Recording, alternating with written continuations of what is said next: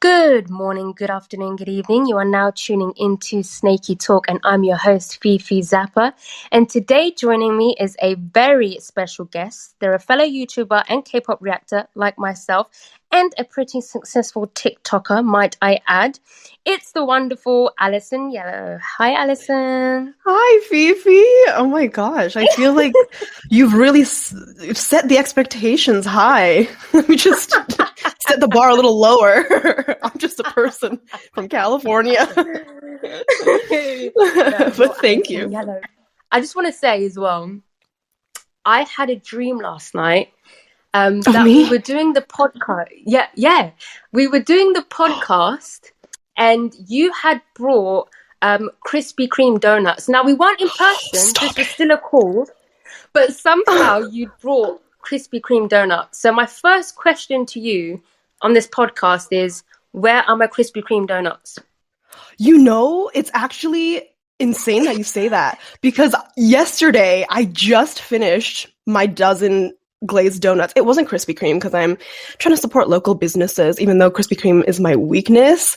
But that is so crazy because I had eaten my last donut and I was really sad about it because I was like, I can't believe I just devoured 12 donuts in 2 days. So that's where I'm at. Way.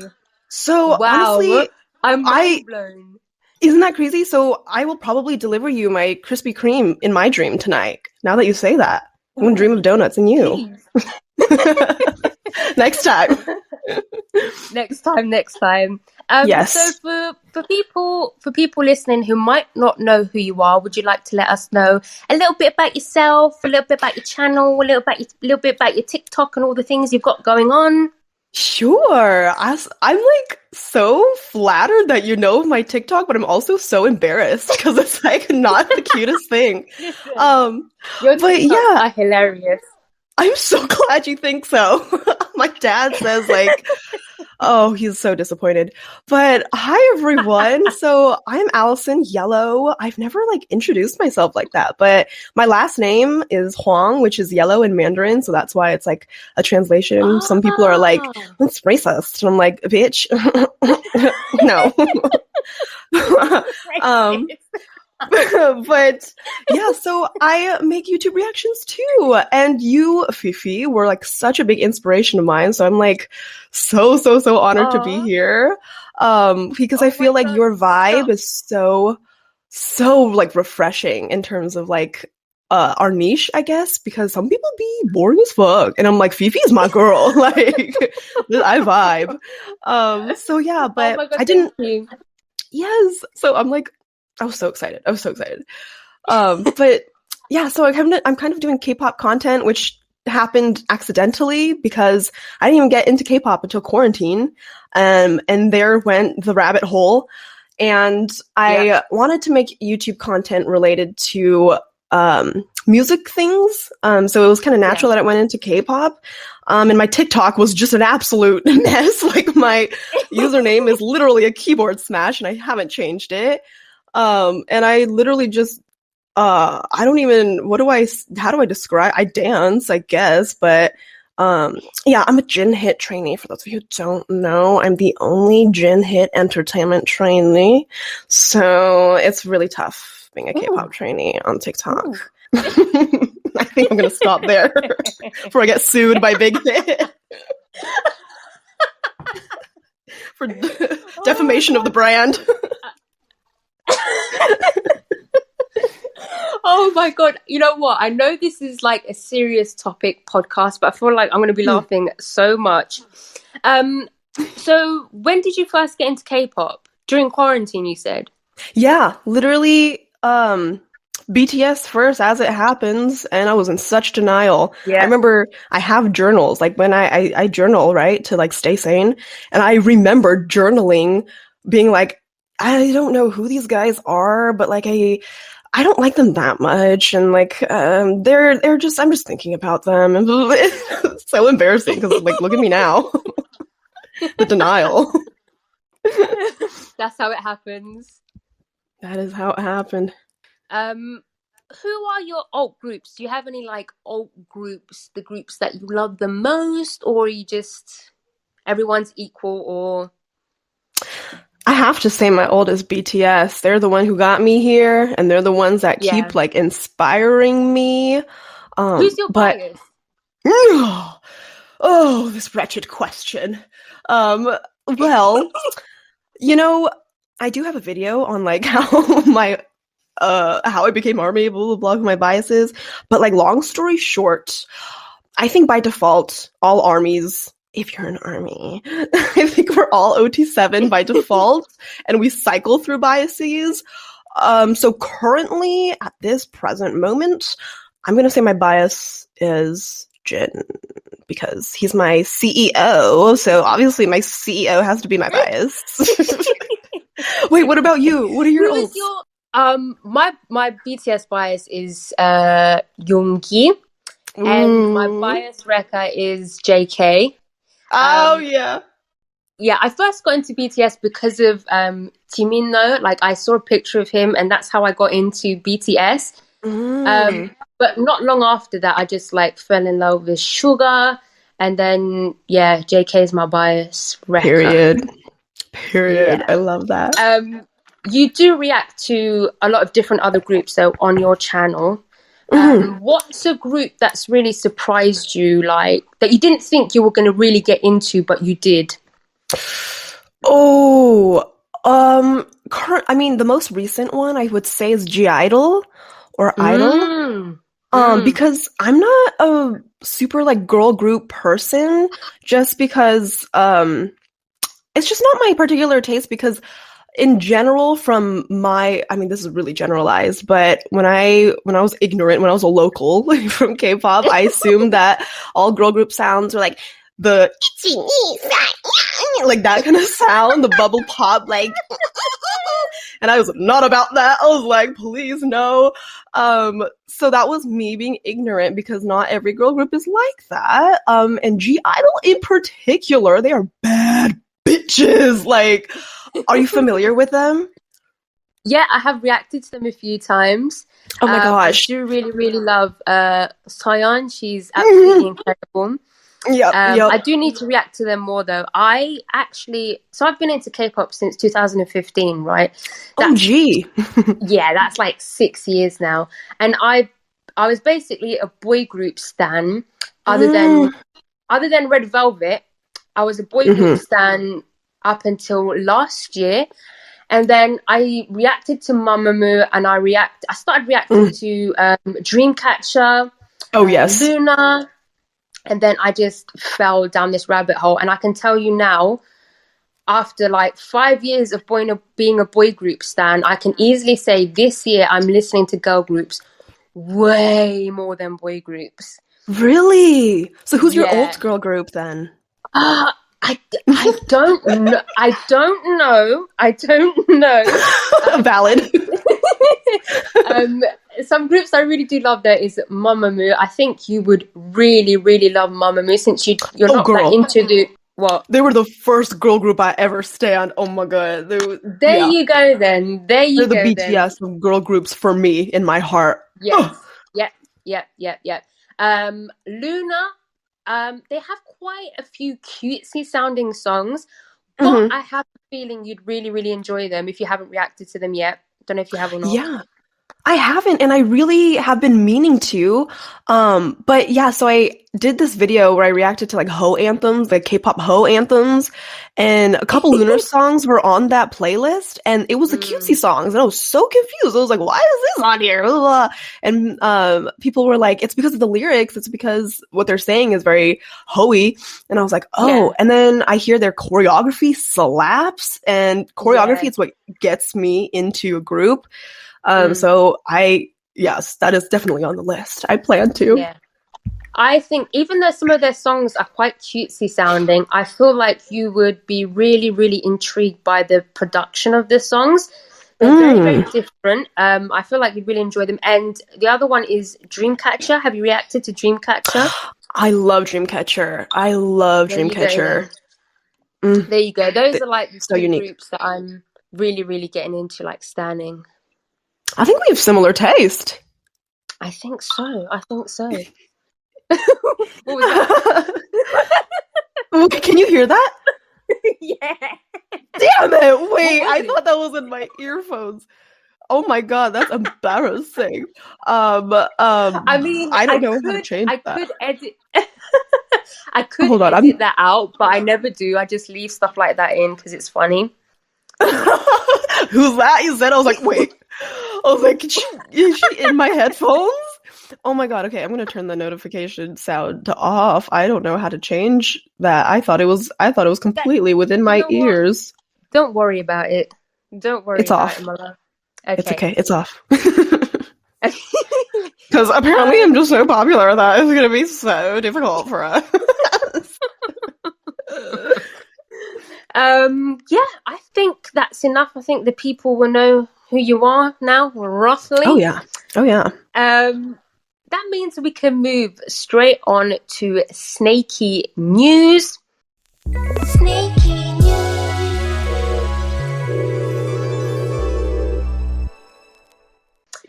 So, the first part of the news is I'm actually really, really interested and intrigued to hear your thoughts on this. So the first piece of news is Jackson Wang ended his deal with Adidas after Adidas. I know what? I'm a terrible podcast host because I didn't do a lot of research. So you probably know more than me. But Adidas I doubt that. Oh, no, you definitely probably do. Anyway, Adidas called out China and was it like it's like that's the slave labor, something like that. So Jackson Wang ended his deal with Adidas.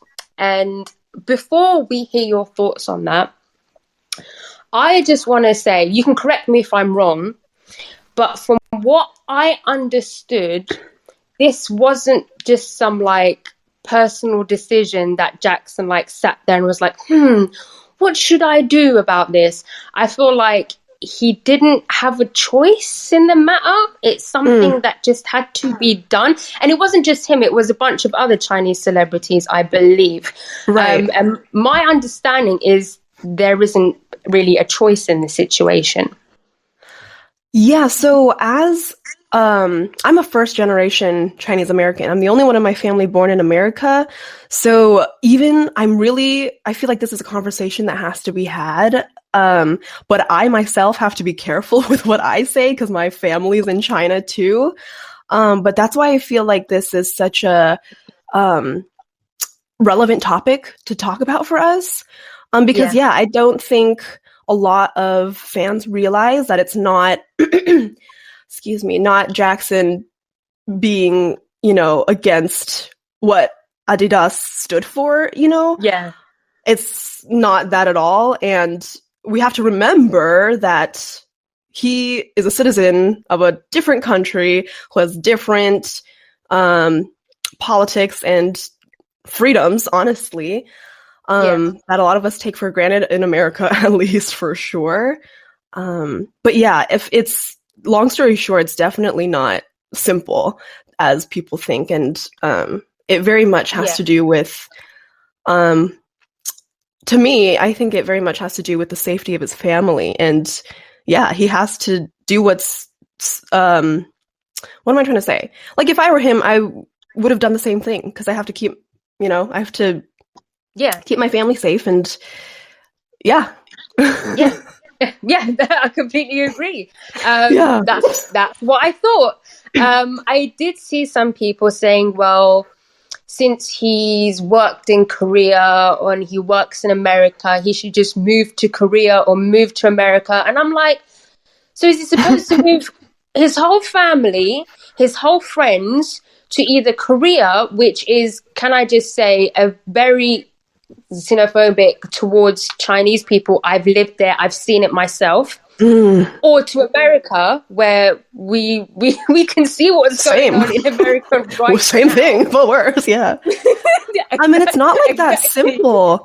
Yeah, it's not that simple either. It's not, you can't just, he's a Chinese citizen. It's not that easy. Just pick up from, the eastern side of the world to another place. As, like I said, like a lot of us with certain freedoms take that for granted. And we have to keep in mind, like, he and his family have a, like, legacy in, like, Chinese Olympics, and they're, like, treasures to China. And I know he's very proud. Yeah. He's very proud to be Chinese, and, I mean, as he should. And I think, I mean, yeah, I don't even think he would want to leave because, like you said, his life is there. That's like his brand. He's like, I'm Jackson Wang from China, you know? That's literally what he says. Yeah. He can't be like, I'm Jackson Wang from America. Like, ugh, God. He's gonna be from, like, the Bay Area? Oh, God. Not another Kevin Nguyen. No disrespect to my Kevin Nguyen's out there. Oh, shit, I'm crying. But yeah, that's what I thought. So yeah, we're probably gonna get so much hate for this, but you know what? You know, I think as well. Go ahead.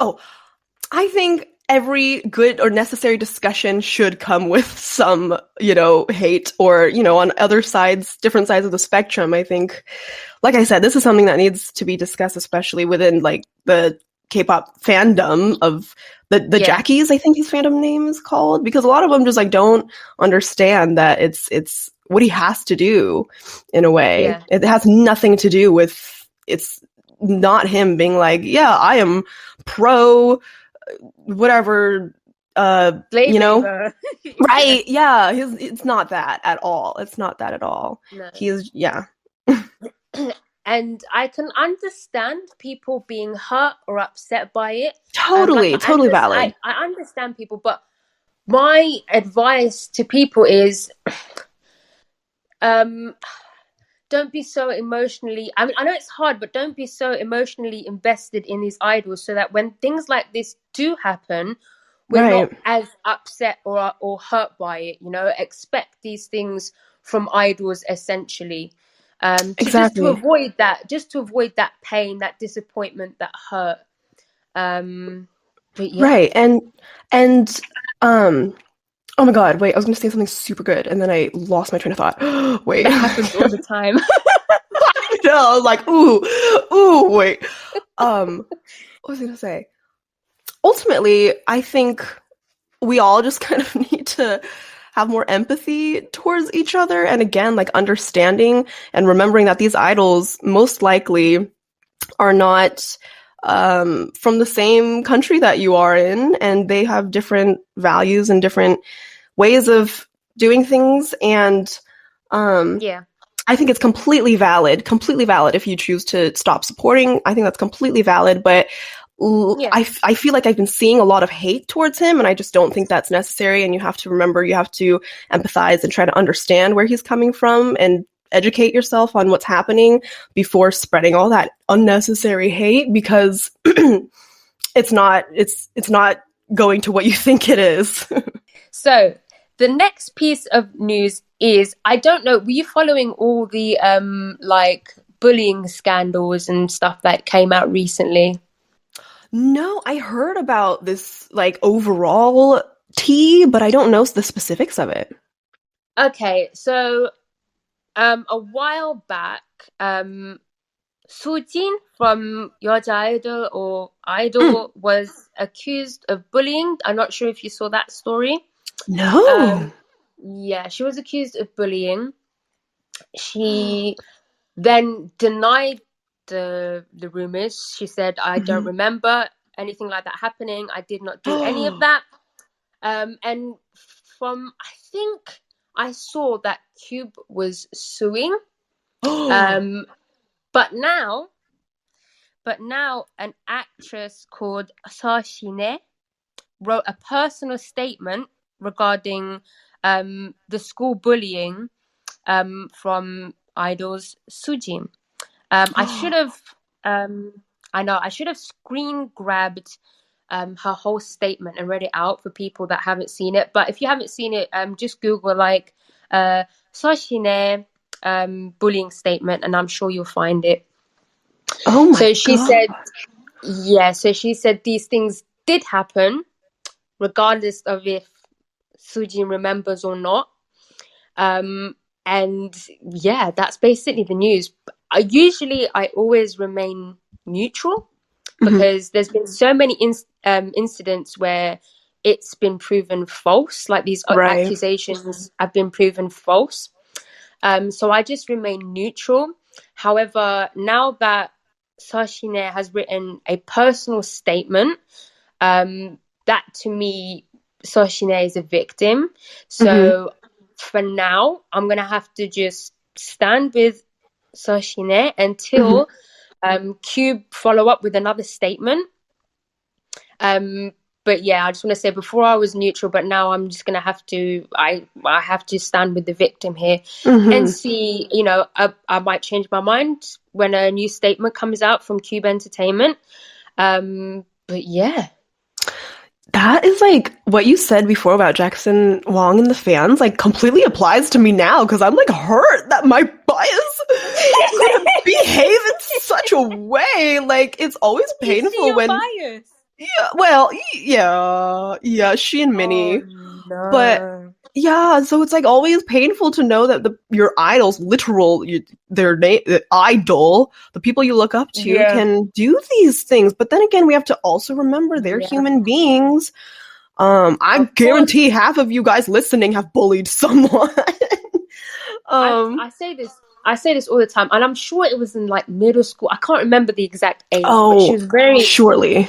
She was very, very young. And I think depending on the severity of these situations, I mean, bullying is never cool. Right. But sometimes we have to look at the severity of these situations. But either way, an apology is needed. Oh, absolutely. An apology is needed. Whether she remembers it or not, I think it's only fair that there's an apology. And then it's up to the people like you, to decide on whether you forgive or not, essentially, if you want to keep on standing, etc. But I think there's definitely Oh, and that's another thing too. I think when the denial of it is a little suspicious because like whenever they go to defensive mode, it's always like, you know, like if I were them, even if I don't remember, I'd be like, oh my God, I'm sorry, you know? So that immediately I was like, come on, girl, you know better than that. Yeah. But like, you just apologize. Just apologize. Even if someone is hurt, just apologize. But like, you know what, I don't remember, but I'm sorry that you were bullied and that you felt hurt. Like, just apologize. Right. And even if it was in middle school, like, obviously with things like that, I mean, I am not a fan of cancel culture, so I hope she doesn't, like, get canceled or hate for this. But yeah, I think people grow. People should be growing, should be changing. And even if it was in middle school, I still think, like, you can still apologize for it. You don't have to deny it, you know? Yeah. But yeah, I stand with the victim, too. Yeah, even if you're 4 years old and you do something bad and you call if you're 4 years old and you call someone a bitch, you still have to be told off and you still have to apologize. You still have to know what's right and what's wrong. So even if it's in middle school, you still have to apologize. But of course, people do change. People do change. I've said this so many times on the podcast. As they should. When I was like 12, 13, I was a fucking idiot, probably. I probably had stupid beliefs and I was a fucking idiot. I'm not the right. We would have all been cancelled. Yeah. Oh my god. And I completely agree with what you said about cancel culture. It's not something I agree with. I just don't see the point in it. How is anyone supposed to learn and grow? Right. So the third bit of news is Hwasa renewed her contract with RBW. Now, I'm not sure how I'm supposed to feel because I know a lot of people have an issue with the company and a lot of people want Mamamoo to leave the company. I'm actually not sure why. So if anyone listening wants to leave a comment, if you're listening on YouTube, then leave a comment, or if you're listening on Apple Podcasts or Spotify, just hit me up on Twitter or something and let me know.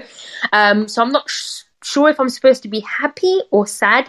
Usually when I see someone's renewed their contract, I'm happy because that means, yay, more albums and stuff, but I'm not sure how I'm supposed to feel. But yeah, that's it.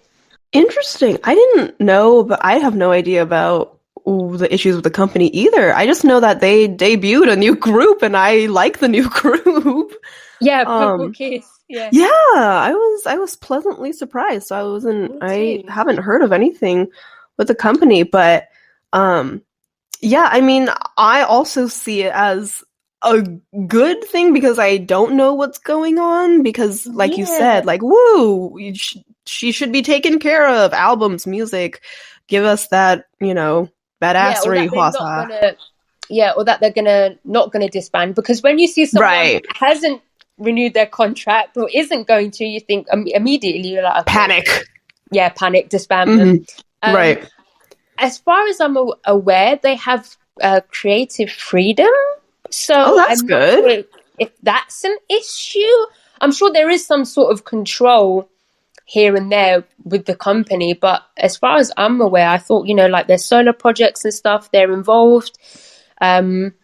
So honestly, I don't know. I really don't know. I don't know if it's like a promotion thing, if they don't promote them properly. I have no idea. I feel like their company is like not the greatest offender of companies though. Like, I mean, yeah, but the thing is well, I feel like no one is happy with any company. Yeah. Ever. We don't stand the companies, we stand the idols. Yeah. I also feel like people just forget to, like, it's a business company. Like, totally. What do you expect from these business companies? Like, right. We have to remember that capitalism and K-pop capitalism is quite a thing. They know what they're doing, and it's not the greatest usually sometimes. But I mean we definitely have to remember that. So that's why I'm like, stand the idols, not the companies. Yeah, definitely. It's never going to be completely fair when it's to do with business, is it? Right. It's showbiz, baby. Probably rougher in Korea, I feel like, the K-pop industry. Oh my god, yeah. Oh my god. The stories, God. I feel like oh my god. So just a tangent. I am an actress, but I want to be a filmmaker, and I really want to make or write a script about a K-pop related, like, coming of age story, because I feel like there has not been a movie about that, and there are enough K-pop stands out there who would be interested, and something that goes deeper into like the industry, about the things that maybe I'll get a target on my back for, like oh my god, yeah, you know what I mean, like the deeper things the scary things that people don't realize go on in the industry. Definitely, because there's definitely a lot that goes on. Sometimes we get a little sneak peek sometimes of the things that are going on, you know, but barely surface level. Barely. Mm-hmm. I mean, we do get some. We've had some scandals. We've had some scandals here and there, right?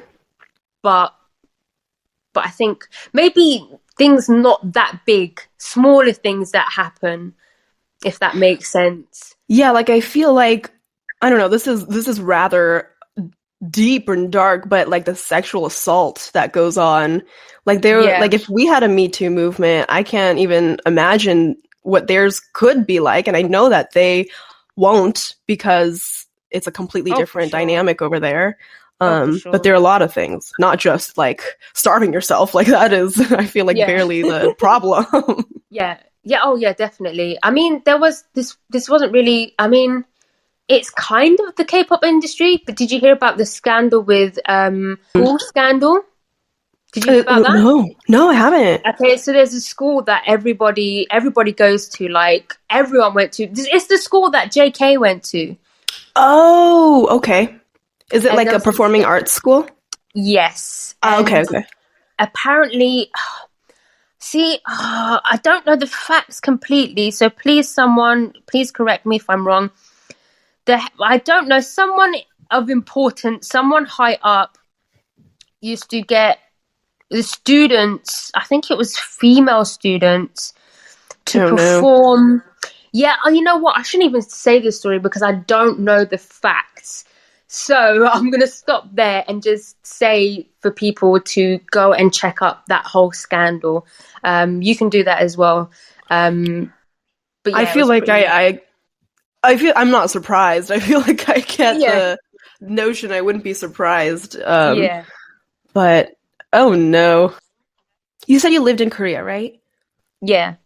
Is it true? I saw a TikTok on this and I was like, but is it true that you can't like defend yourself if you get harassed? Like I saw a TikTok that was like if a guy like comes and harasses you or touches you or something like that, you can't like punch him in the face, otherwise you get sued. Yeah. That's true? Yeah. Oh my gosh. Especially if you're a foreigner. Right. You can't even call the police. The second you call the police, you're in trouble immediately, regardless of what happened. If you're a Korean woman, it's just as bad. Like there's nothing you can do. That's why so many cases go unreported. That's why so many cases go unreported. But even in like, yeah, it's pretty bad. That's why I feel like the people who really, really romanticize going to Asia, like, again, you have to do your research and realize that the laws are different. Like, I was so shocked that you couldn't defend yourself. I can't even imagine, like, not punching someone in the balls. Like, like, what am I supposed to do? Just get fucking kidnapped? Like, oh my god. Yeah. That's scary. It is scary. I mean, there's good points and bad points because of course. In my whole life, so I've born and raised in London, lived in London pretty much my whole life. Mm-hmm. You don't feel very safe, at all, ever. You never feel safe. However, I'm sure it's pretty much the same as there. Probably it's not as bad as over there. You're way more afraid of your life over there.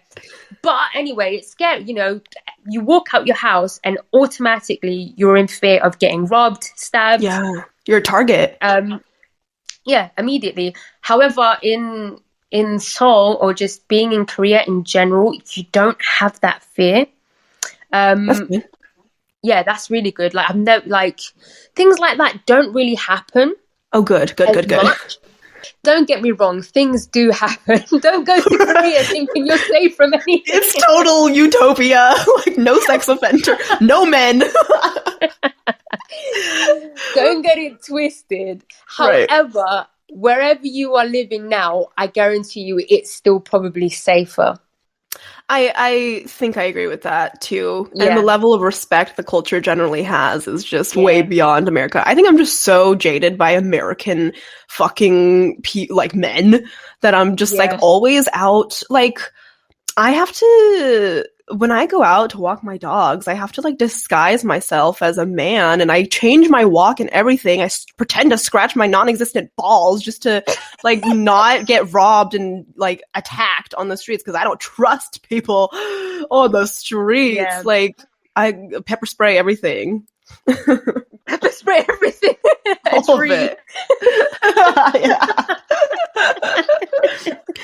You do what you gotta do. God. That's a really good skit. What? Pepper? Just going out and pepper spraying everything. Trees. Cars. Oh my god. The walk, the I don't know if you guys have it in the UK, but like the stoplights when you click for the crosswalk, do you have a person that goes walk, stop, and you just pepper spray that? Oh my god, oh my god, see, that's a good TikTok idea. Oh god, write it down. Here's the thing, I've learned on TikTok that you can't try too hard. So that's why my videos are such nonsense, but they were like one take wonders because in the beginning I have another TikTok that I will not say, but I tried so hard. Like I was like, okay, I'm gonna do this cut, I'm gonna do this edit, blah, blah, blah. It would take like 5 hours for a 10-second video. It was like a waste of my life and it would get nothing. It would get maybe like 3 views. I'm like, why did I waste all this time? But I spent 10 seconds doing the splits on the floor and it goes, thousands of viewers. So I'm like, you just really can't try. TikTok doesn't want you to try. That can go on YouTube though. That can go. YouTube likes skits. Okay, so now we can move on to this week's topic, which is love K-pop, hate Asians. So essentially, we're going to be talking about the racism and xenophobia Asian people suffer within the K-pop community and outside. But just to start off, I was going to ask you if you were, so you're Chinese American. Yeah. I was going to ask you if you were born in America, but you already said you were. Yep, the only one in my family. Even my sister is born in China. Wow. Where in China are you from? My family is in the south, the very, very south. My both my parents are from like a very, very rural, like we have to drive like 4 hours into a mountain to get to our like village. It's not a village, but it's a small city. That's not even on the map. But my grandparents are currently in the city of Nanning, which is the capital of Guangxi, the Guangxi region. So yeah, we're Southerners. Yeah. Me howdy. I have a feeling it's really, really beautiful there. I mean, some places, like every other country, there are really beautiful spots, and a lot of it is also not very beautiful. But yeah, there are, like, the nature parts, I would say, are beautiful. The city parts are quite grotesque. Like all cities, though.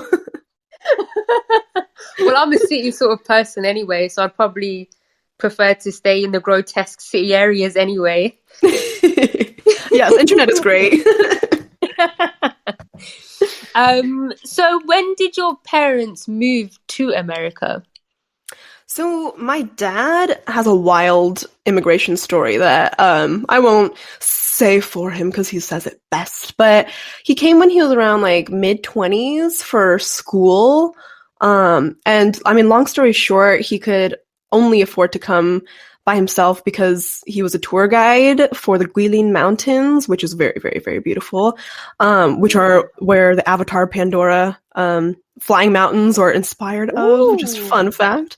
And he was a tour guide for one of these ladies, an old lady named Grandma Izzy, and she was like, what is your dream? And blah, blah, blah.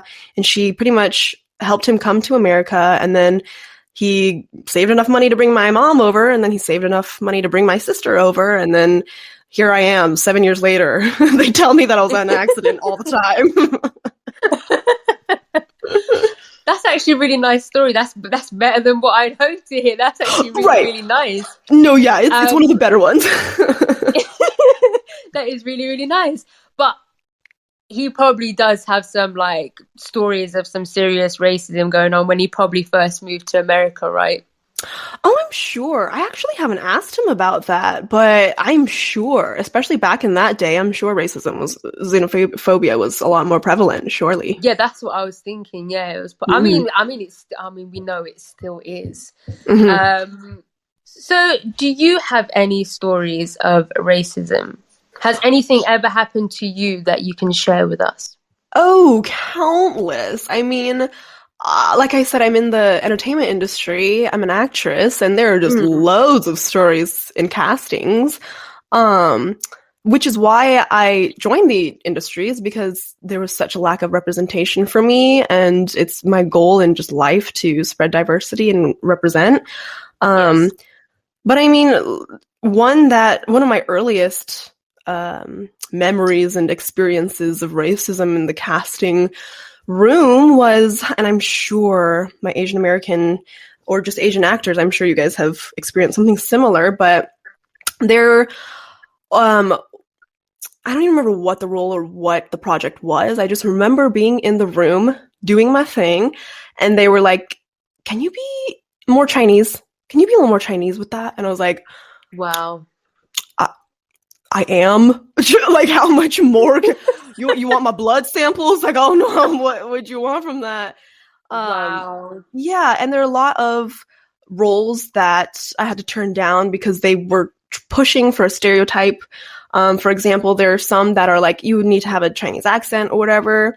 Right. And I've been to auditions. Yeah.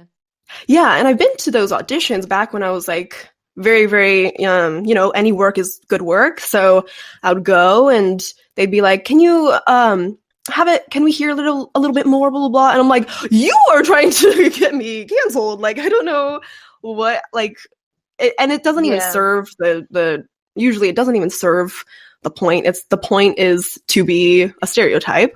So I have to start declining those roles because it's not what I'm trying to promote. But loads, there are tons of incidents even today that microaggressions, that are just all over. Yeah, I know all about those. I've got a submission here that somebody sent in on Twitter, so I'm going to read this first one out. It's quite long, so bear with. It says, firstly, I just want to commend you for utilizing your platform to discuss such a complex but important matter. I'm British born Chinese, and even wrote a thesis on British xenophobia against Chinese people in the early 20th century. So it'll be difficult to summarize my thoughts here. So it'll be difficult to summarize my thoughts here, but I mainly want to express my anxiety about the future. Shortly after lockdown began, my mum was walking alone to the shop when two teenagers walked past and coughed in her direction. It's unclear whether this was racially motivated, but I can't say that it wasn't either. Luckily, there have been no other incidents since, but it makes me wonder how we could be treated elsewhere in the UK and also abroad. There are many places I want to visit, but for the first time in my life, I have a real concern about my safety due to public stigma. History will tell us that xenophobia against East Asians, aka the Yellow Peril, is not a new thing, but stereotypes have been magnified under the public eye due to the pandemic, and politics will always be a factor too. Whilst recent events have been US-centric, I think it's naive to presume that it's not a problem elsewhere, such as the UK.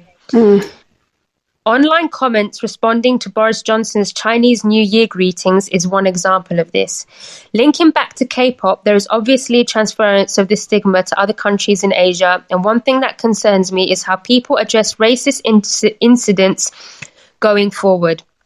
I've seen comments already where people defend themselves with reasons like, well, I'm not Chinese, or I'm not from mainland China, which actually validates that person's point of view and encourages them to be racist towards Chinese people. It's unfair to target/isolate a minority group when we should deal with the actual problem of people being racist. To my fellow K-pop consumers and anyone who consumes Asian food/culture, I hope we have the courage to face these situations together to stop this. Spread love, not hate.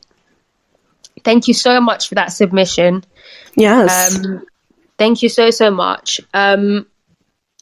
I have to completely agree with what they said about it not just being a US thing. It's definitely not just the US. And this just goes for like racism in general as well. Right. It goes for like anti-blackness as well. I feel like there's less of a danger for death. You're less likely to be killed in the UK. It's not impossible, but you're less likely to actually be killed in the UK compared to the US. So I feel like in the US, you all fear for your lives a lot more than we do, if that makes sense. However, it's still there. It's still pretty prevalent. Like it's pretty obvious. Yeah, it's the possibility that is scary. Yeah. Hold on, I have a brain fart. Let me just find it again. I'm going through my tabs again. Yeah, what she said was very resonant to me because it is a lot about, I think, us as an Asian community in general, just Asian immigrants around the world. I think we're all sort of feeling each other's pain. So even though those who aren't in America kind of also have that same fear that it's just that possibility that we could be murdered on the streets. Like, even though it's less likely elsewhere, it's still the possibility that is still just as terrifying. And it's so, I think for this movement, the Stop Asian Hate, Protect Asian Lives, I feel like almost it's not getting as much, like I have not been seeing many people bring awareness to this. I mostly have been seeing fellow Asian brothers and sisters bring awareness to this. And it's like, we live it. We are tired. And I was talking to someone about this, and they were almost saying how people find BLM, Black Lives Matter, a more popular trend, whereas this one isn't. So people aren't jumping the bandwagon. And I was like, that's kind of true, which is a horrible, horrible thing. But knowing how racist people work, it's like, it doesn't surprise me. So I think anyone who consumes Asian culture, or K-pop, anime, or just Chinese food, I think it is very much a responsibility of ours to spread awareness at the very, very least, because we are taking from this culture. I completely agree. I have 2 points to make, though. I completely agree. People really aren't making as much noise as Black Lives Matter. However, I don't want to take away from all the work that Black people did put in for that movement, because absolutely, that, do you know what I mean? That's something Black people did themselves and worked really, really hard for, and still are, essentially. But I guess it's more so non-Black people or non-Asian people who aren't speaking up where the issue is. Right. And I just wanted to bring up as well, because I have 2 points to make. I don't know which one to make. First. So I'll go with this one first, since we're talking about Black Lives Matter. So I saw a news article on Twitter. I'm not sure if you saw it. I can't remember the news source, unfortunately, but the title read something along the lines of how Black people can be good allies for Asian people right now. Something like that. And that news article pissed me off and a whole lot of other people, because why wasn't the article how to tackle white supremacy and oppression? It was, how can Black people be good allies to Asian people right now? And a lot of Black people were really upset, like, hey, as they should. Hold up a minute, what is all of this? Hold on a second. And so I clicked on that tweet. It was a tweet, and I was reading the replies, and I was reading the quote retweets, and I was seeing a lot of Black people not just upset with the article, but a lot of people were saying, why should we speak up for Asian people when there's so much anti-Blackness within Asian communities, when our race is disrespected? Someone even brought up K-pop idols. They said, why should we stick up for idols against racism when they don't respect our race? They're constantly appropriating our culture or mocking our skin color on national television.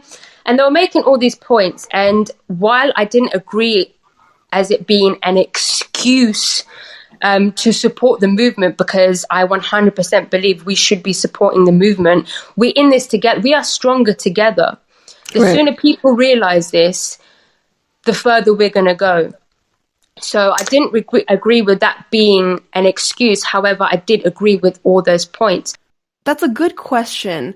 However, I feel like we have to understand that, Black Lives Matter and Stop Asian Hate, they're not, they're completely separate, like, entities and movements. They both battle the same thing of white supremacy and racism. But we have to understand that, it's, see, like, for example, can't articulate this as well as I've seen it been articulated, but for example, like All Lives Matter was a stupid thing that was done in retribution. I don't know if that's the right word, of Black Lives Matter, of mad white supremacists being like, no.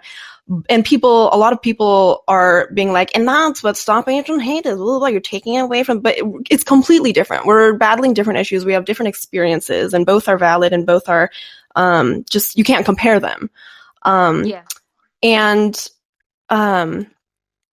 I feel like, yes, it's just so overwhelming with this with racism, and it's very true. There's anti-Blackness in the Asian community, very, very true. But I think it's at the current moment, we have to remember that we're not going forward. We're not getting anywhere by pitting minorities against each other, which I think is a deflection method that white supremacists and racist people are trying to highlight to, like I said, deflect from the actual problem. And we as minorities, we can't fall into that and, walk into the hands of the colonists and be like, actually, why is there so much anti-Blackness in Asia? Yes, that's true, but that is not our point at the moment. And that is, it's overwhelming. It's overwhelming. And I think our generation, and especially with social media, we try so hard to, which is great. We try so hard to be activists, and yes, that's amazing. But I think we have to remember that a lot of us don't have the skill sets and capacity, mental capacity and emotional capacity to handle a lot of the things that we're consuming, especially because we have so much access to all these things now that that's why we get burnt out. That's why all of us are so like depressed, and we have to take it bit by bit, and ultimately just remember that like you said, we will get through this together and not against each other. And as minorities, we have to work together because we're all fighting against the same thing. And it does nothing. There's no progress to be made by going against each other and pointing fingers and stuff. Yeah, I completely agree. I completely agree. Very well said. But that's why I wanted to bring it up and sort of ask your opinion and your thoughts on it, because essentially when I was seeing those things, while I was agreeing with all the points that were being made, I wouldn't know what to say back to them. If that makes sense, I wouldn't know what to say back. Like, I agree with your points, but it's not really an excuse.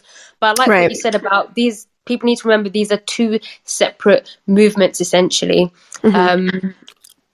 So I agree with everything you said.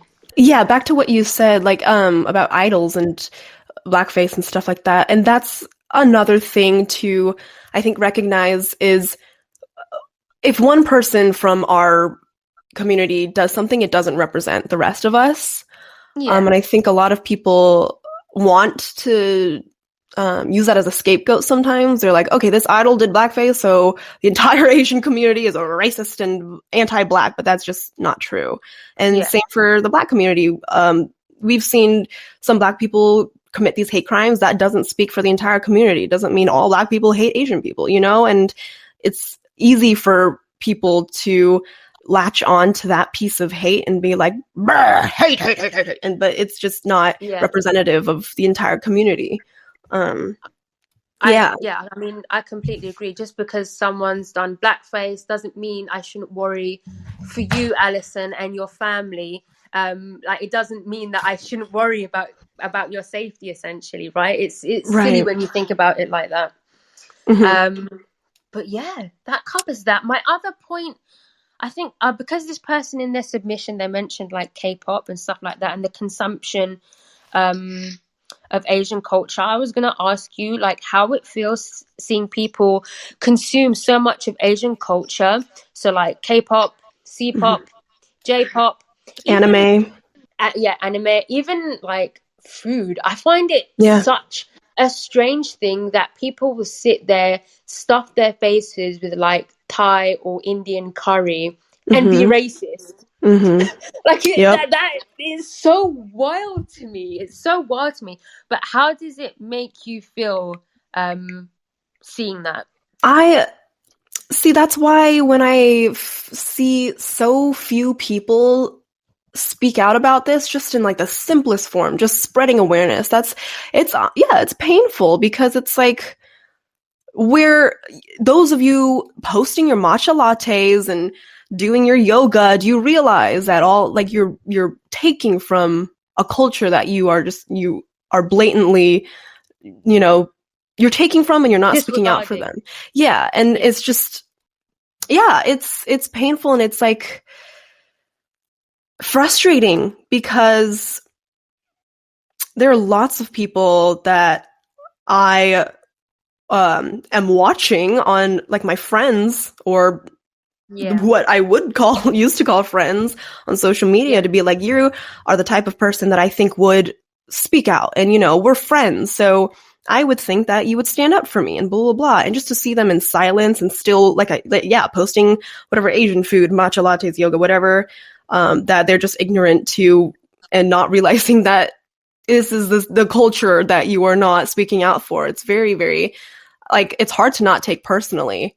I think it's like an absolute duty, if you are consuming all of this content, K-pop, anime, Chinese food, Asian food, I think it is an absolute duty for you to speak up. Otherwise, you can just go back to your Emily in Paris and your dry ass ham and cheese sandwiches, please. Like, then please get out, So yeah, it's of course it's painful, and I hope that as we continue fighting on, that more people will speak out about it. But I think a lot of important people with influence are staying silent, which is disappointing to see. And even celebrities, like right now, I've only been mostly seeing Asian celebrities speak out. Meg the Stallion, we stand Megan, because she is vocal about it, but she's the only celebrity that isn't Asian that I've seen really speak out about it.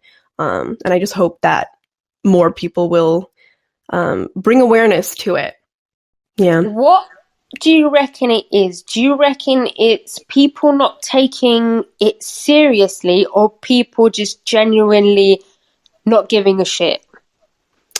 I mean, a little bit of both. Like I mentioned before, I think a lot of people are just like, it sucks to say, but I think a lot of people are like, oh, this isn't as big of a trend, so I'm not going to hop on it. Like, it really is sometimes that stupidly simple. Like, it's just not that big of a trend. So, that's why I'm like, the very least we can do is spread awareness. Okay, if that's what it takes for stupid people, then let's fucking be loud as fuck about it. Make it a big ass trend, even though it's not a trend. If that's what if that's what it takes. And yeah. So for people who genuinely might not know how can someone be a good ally?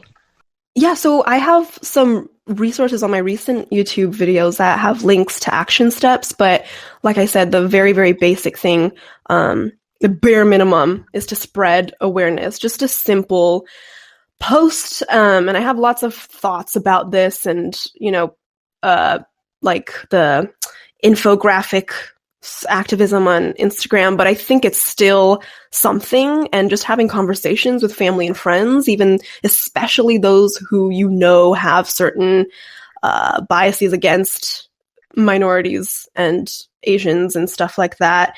It's difficult, but it's free, Yeah, of course donations help, but intention isn't enough, because a lot of people are like, I want to do so much, but blah, blah, blah. And it's like that.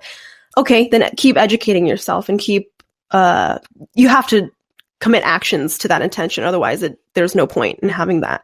But yeah, there are action steps in my recent videos and on my Instagram too, for action steps and petitions and places to donate and stuff. But ultimately, I think the bare minimum is you can spread awareness by doing the most basic things. Even if you have 5 followers or 1 follower, if it's your mom, that's still, you still have influence over someone. So it helps to just get that out there.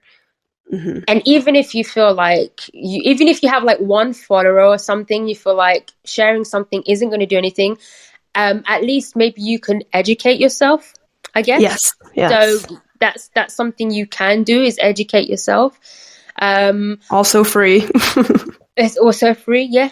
Doesn't take that long. Just sit there instead of like I don't know, instead of watching anime or listening to K-pop for an hour, educate yourself a little bit. What I'll do, Alison, is I'll get you to send me any links you have, and I will put them in the description on YouTube, or it will be in the show notes if you're listening on Spotify or iTunes. Not iTunes? What year am I in? Jesus Christ, Apple Podcasts. Is it not iTunes anymore? Like, I wouldn't have guessed. I don't. I'm like on my MP3. Let me just burn this onto my disc. My floppy Let me write the links on the CD.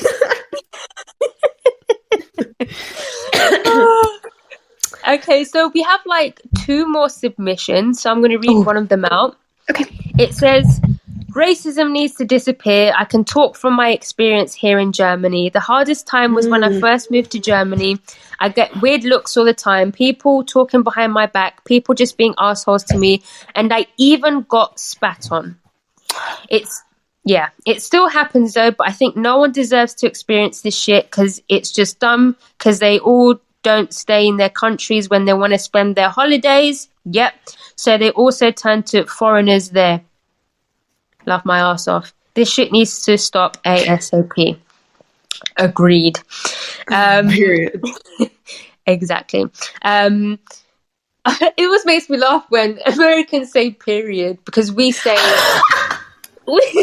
we say full stop. Really? Yeah, we say full stop. So whenever Americans say period, it's literally just like you're randomly shouting out like menstruation. Exclamation point. Period. That's so funny. Full stop. That's funny. Oh my gosh. So I'm going to read this last submission here. It says, I'm from Serbia and I feel like there's not a lot of Asian people here or any other race except white for that matter. So I don't have a lot to say, except that I have one example that rather surprised me. But the situation happened, so I'll share it. My friend's boyfriend is Korean. He lived in Amsterdam before moving to Serbia in January last year.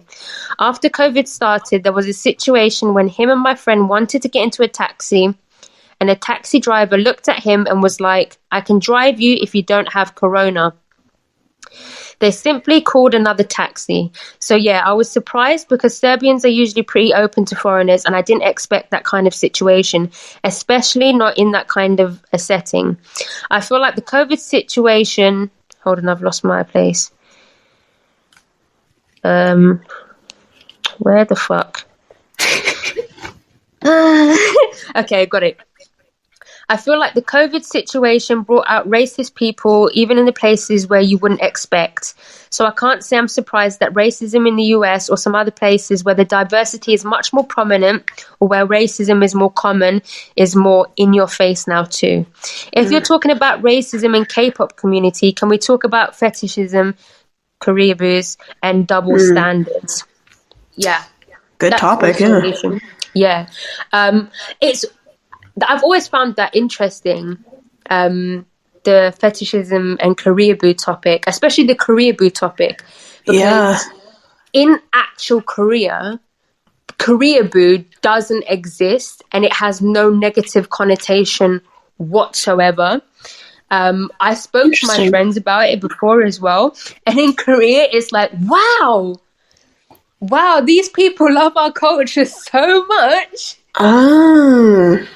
Yeah, so it's like, it's not even... People in Korea sometimes... Well, my friends, they didn't understand why it's an issue. But I did try to explain how it's an issue for Asian people in the West. But in Korea, they're like, absolutely love it when people are obsessed with the Korean culture. They even have, like, when I'd have the TV on, in Korea, they have these weird fucking daytime shows where they have foreigners coming on and they're like dress them up in like hanboks and like make them do all these Korean things and everyone's like, wow, oh my gosh. Yeah, this is amazing. So, but yeah, I just found that really, really interesting. But yeah, that is a problem. That is interesting. That's also, like, I understand that, but also, yeah, that is interesting and a good topic to discuss. I think it should be discussed, especially within our industry, our niche, I suppose. Yeah, like, that's another thing that is very worrisome at this current moment is the fetishization of Asian women, because in case people aren't aware, the thing that kind of set the Stop Asian Hate movement was the thing that really like set it off was the murder of 8 people, 6 of them being Asian women. And a lot has to do with the fetishization of Asian women, because stupidly the report, the cop or whatever, the officer talking about it was like, said something about it had nothing to do with, we don't know that it has anything to do with racism or blah, blah, blah. He had a bad day, blah, blah, blah. And the murderer himself was like, you know, I just have a sex addiction and I have to stop the temptation. Like, bitch, it's just completely, oh my God. It's like exactly the fetishization. And I don't know where I'm trying to go with this, but it's no, I know where you're trying to go. So Asian women are painted as what? What would you say Asian women are painted as? And historically, what's the word? Oh, fuck. Wait, I had it too. Sex objects. Sex objects, but no, there's one specific word. You know the word I mean. I know it. It's not weak. It's like not timid. There's another demure word. And no, I know exactly what it is. Oh my God, I know exactly what it is. Oh my god. Hold on. Submissive. Yes. Yeah. Oh my God. Well done, Allison. Thank you so much. Yeah. Yes. Historically we're seen as submissive, and like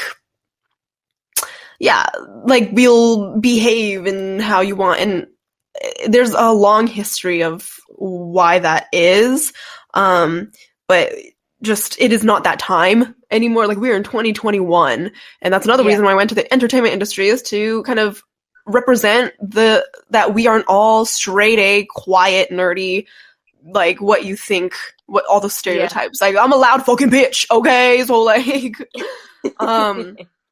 it's just there comes to be, like, it gets to a point where it becomes dangerous, that maybe isn't seen. I don't know where I'm going with this. It's seen, like, Korea booze, blah, blah, blah. Like, it gets to a point where it's dangerous and like unhealthy. Yeah. Mm-hmm. I agree. There is definitely a danger in it. I mean, it cost 6 Asian women their lives, essentially. So that's it for the submissions. However, today my friend Anitra from Say What Reacts got a comment on her Baekhyun Bambi reaction MV, and the comment said, "Consider this as a compensation for coronavirus. So please, Asian people, just kidding." Oh. Yeah. You're kidding.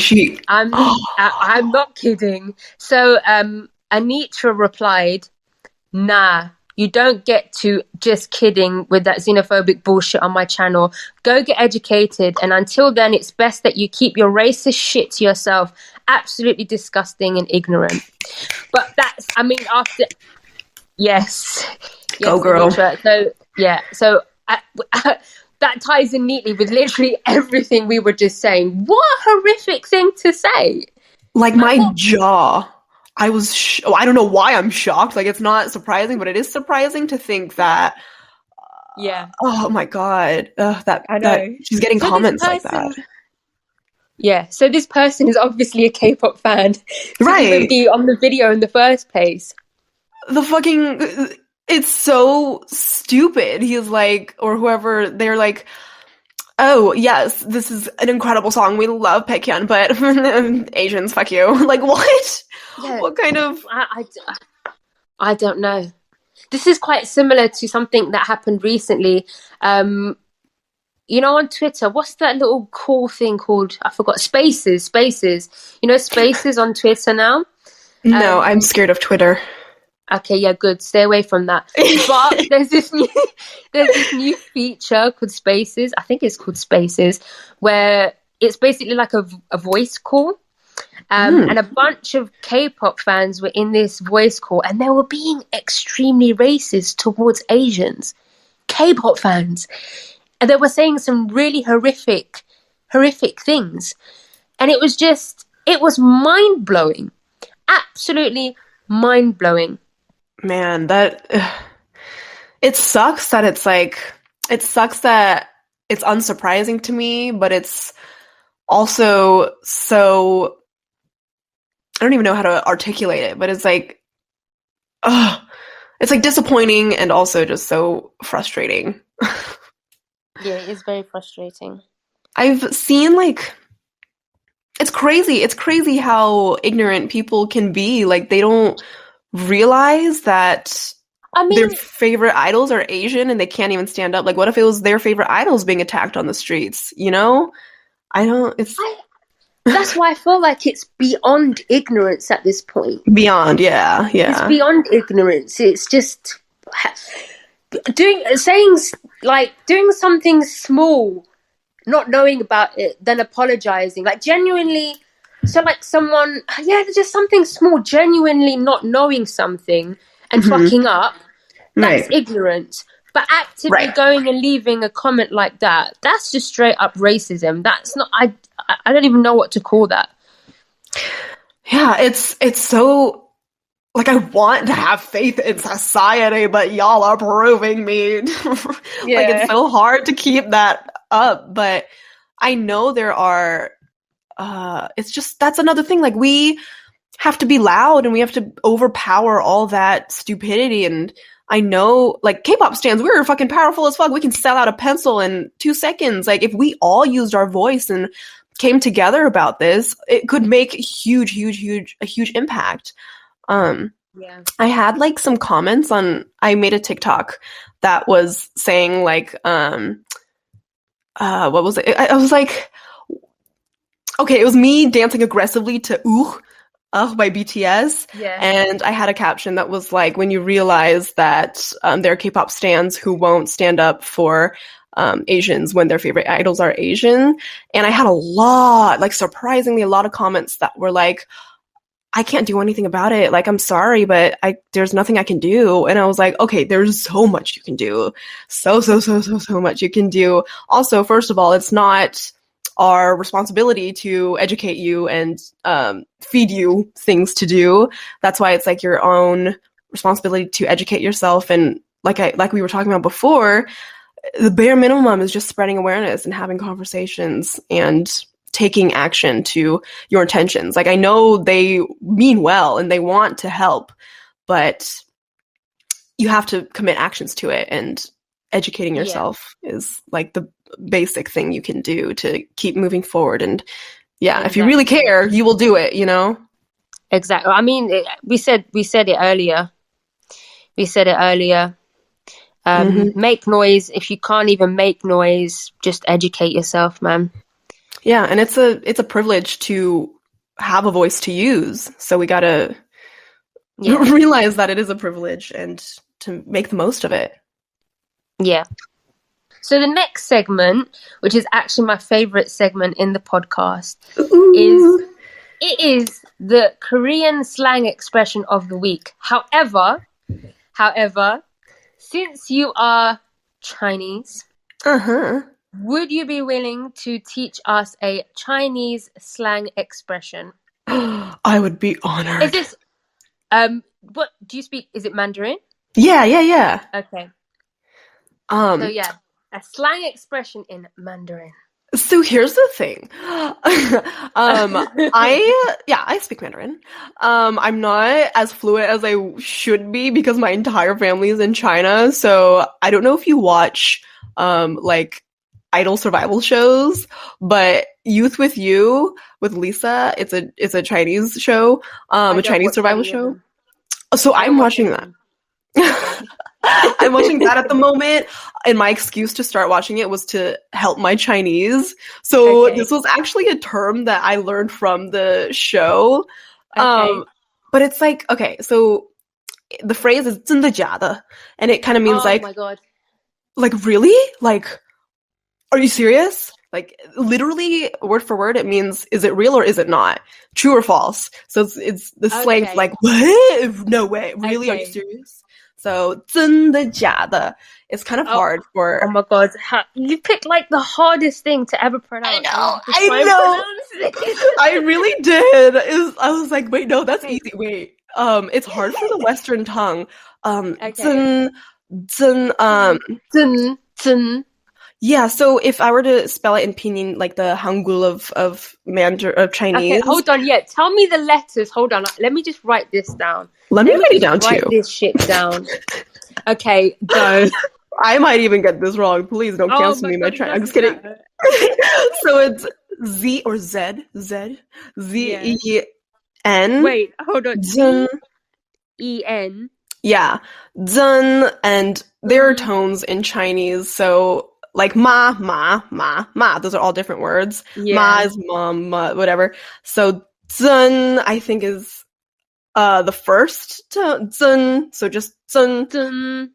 Exactly, yeah. Zhen, and then the, D-E, zhen de, same thing. Zhen de.